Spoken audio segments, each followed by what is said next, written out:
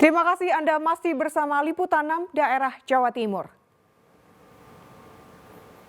Saudara sempat berpura-pura menemukan bayi tak jauh dari rumahnya seorang wanita di Jember akhirnya ditangkap polisi karena bayi tersebut ternyata adalah anak kandungnya. Hasil pemeriksaan terungkap jika pelaku tega membuang darah dagingnya sendiri karena himpitan ekonomi. Kepolisian sektor Balung, Jember, Senin malam mendatangi rumah VN di Desa Karangduren, Balung. Setelah diinterogasi, wanita berusia 23 tahun itu akhirnya mengaku telah membuang bayi anak keduanya itu. Polisi lalu membawa ibu muda itu ke puskesmas untuk pemeriksaan medis. Dan hasilnya benar jika ia baru menjalani proses persalinan. VN akhirnya ditahan di Polsek Balung. Berikut barang bukti pakaian dan kain selendang yang digunakannya saat melahirkan seorang diri. Pelaku membuang bayi laki-lakinya diduga karena alasan ekonomi, karena baru 1 tahun lalu ia melahirkan anak pertamanya. Sedangkan suaminya hanya bekerja serabutan dan merantau di luar pulau. Yang bersangkutan membuat skenario menemukan bayi karena bingung, ketakutan, tidak bisa merawat karena yang bersangkutan masih mempunyai anak yang usianya baru 1 tahun. Dan yang kedua, yang bersangkutan menyampaikan bahwasanya ekonomi keluarga kurang baik. Dari kebingungan itulah akhirnya yang bersangkutan membuat skenario menemukan bayi dengan harapan bayi itu bisa diadopsi ataupun dirawat oleh orang lain. Polisi kini berkoordinasi dengan dinas sosial setempat untuk menampung dan merawat bayi malang tersebut. Kasus ini berawal dari temuan bayi di depan teras salah satu warga di Desa Karangduren, Balung, Sabtu pagi lalu. Penemunya adalah VN yang kemudian langsung melaporkan ke warga sekitar. Belakangan diketahui jika VN sendirilah ibu si bayi. Tommy Iskandar melaporkan dari Jember. Saudara, usai menjalani operasi, wanita pembunuh anak kandungnya di Jember kondisinya mulai stabil. Namun pelaku menunjukkan tanda-tanda mengalami depresi dan kini dalam penanganan tim psikiatri rumah sakit. Dirawat di RSUD Subandi sejak hari Jumat lalu, Maimunah, ibu yang tega membunuh anak kandungnya, kondisinya berangsur membaik. Kondisi wanita berusia 46 tahun warga desa Harjomulyo, Kecamatan Silo, Jember itu semakin stabil usai tim medis mengoperasinya. Maimunah mengalami luka parah di leher setelah berupaya mengakhiri hidupnya usai menghabisi nyawa sang anak NN 6 tahun. Berdasarkan observasi sementara, Maimunah menunjukkan tanda-tanda mengalami depresi sehingga harus mendapat penanganan tim psikiatri rumah sakit. Di ICU kondisinya sudah stabil, nafas juga normal, hanya memang mungkin kayaknya ada tanda-tanda depresi. Karena itu selain dokter bedah juga ditangani oleh dokter psikiater yang dokter Inge untuk menangani kejiwaannya. Sekarang ini komunikasinya masih belum lancar ya, banyak diamnya.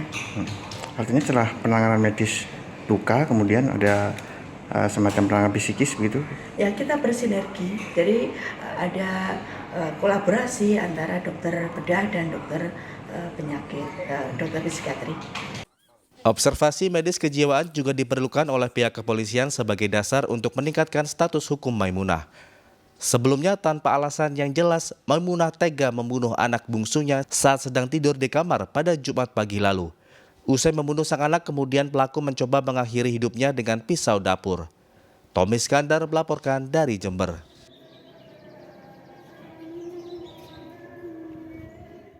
Saudara, 7 karyawan sebuah pabrik pengolahan daging ayam di Jombang dibekuk unit Reskrim Polsek Jombang Kota. Karyawan tersebut menggelapkan daging ayam sebanyak 2,7 ton milik perusahaan. 7 karyawan yang menjadi tersangka kasus penggelapan daging ayam tersebut masing-masing berinisial MA, RD, YE, AF, GS, GP, dan MY. Semua tersangka merupakan warga Jombang.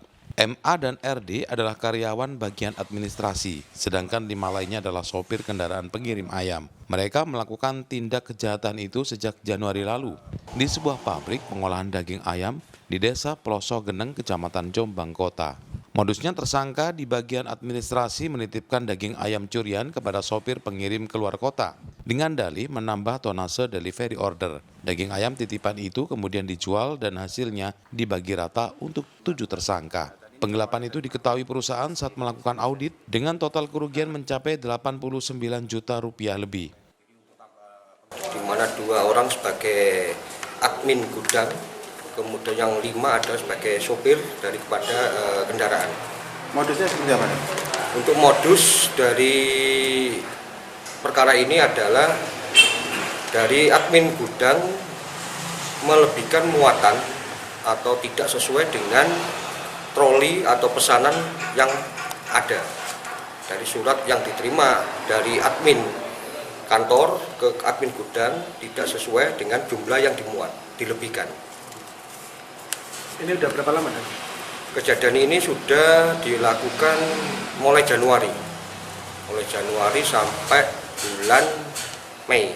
Kemudian Juni diketahui dari pelapor melaporkan kejadian ini. Ketujuh tersangka dijerat dengan pasal 374 KUHP tentang penggelapan dalam jabatan dengan ancaman kurungan 5 tahun penjara. Dwi Mujiarso melaporkan dari Jombang. Saudara, kawanan pencuri truk dengan modus membius korbannya diringkus Satreskrim Polres Ngawi.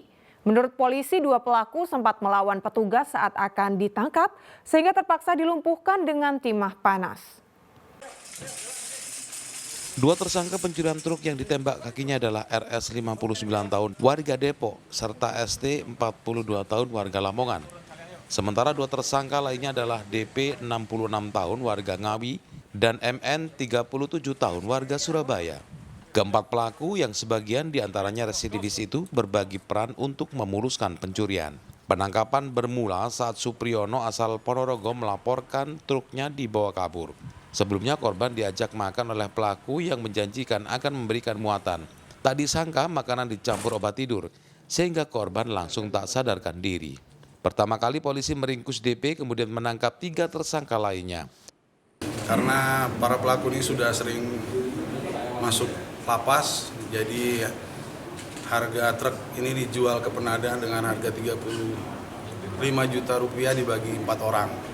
Dan masing-masing para tersangka ini mempunyai peran, tapi yang mengetuai adalah saudara RS dengan memasukkan obat tidur jenis Chlorilex kepada minuman si korban, sehingga korban merasa mengantuk, kemudian diturunkan di jalan, lalu truknya lalu dijual di penadah.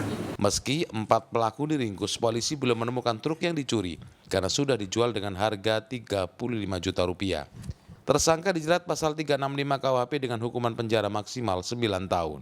Dirgo Siono melaporkan dari Ngawi.